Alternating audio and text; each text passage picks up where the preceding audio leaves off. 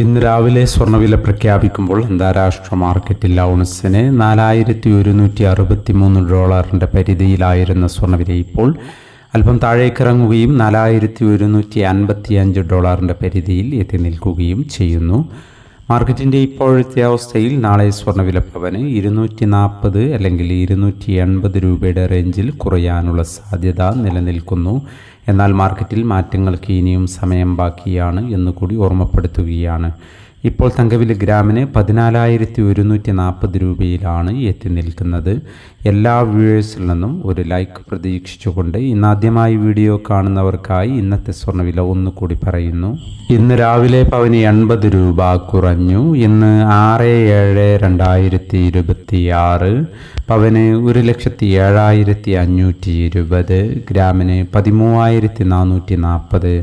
ഈ വീഡിയോ നിങ്ങൾക്ക് ഉപകാരപ്രദമെങ്കിൽ വീഡിയോക്ക് താഴെ ലൈക്ക് ചെയ്യാൻ മറക്കരുത്. Thank you for watching.